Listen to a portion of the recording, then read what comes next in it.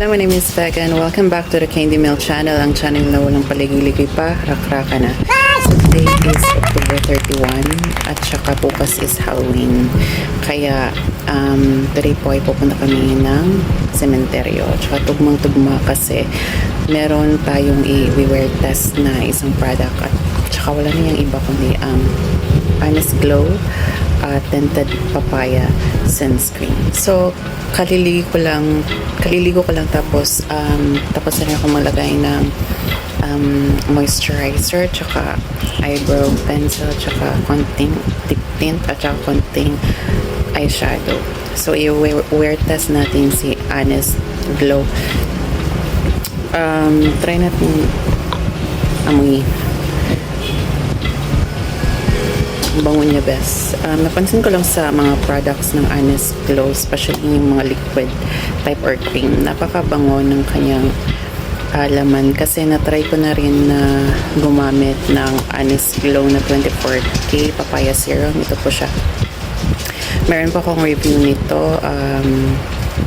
Check niyo yan sa itaas sa link. Pakiclick na lang ng link sa review ko ng serum nila. Isa sa mga nagustuhan ko sa mga Honest Glow na product is that napaka-honest talaga. Like nagbibigay talaga sila ng glow, kaya naman nakukursunadahan akong itry ang kanilang tinted sunscreen since na natry ko na yung kanilang papaya serum at saka yung pink white, which gave me a good results. Kaya huwag na natin patagalin pa, i-apply na natin ang product. So ang gamit ko pala sa pag-apply ng product ay yung 2-finger method.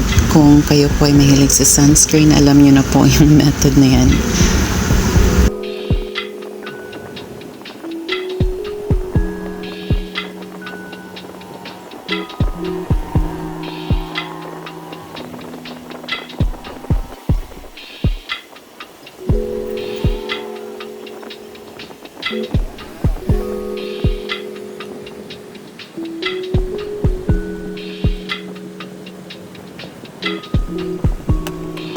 So yun po ang mukha ko after applying the sunscreen. In fairness, gusto ko yung coverage kasi naglagay ka ng product pero hindi siya noticeable sa mukha mo.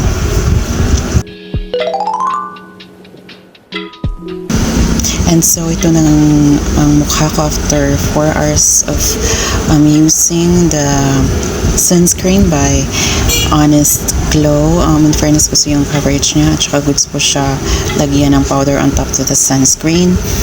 Ayos siya gamitin daily, especially if lalabas kayo ng bahay niyo to protect your skin from the sun.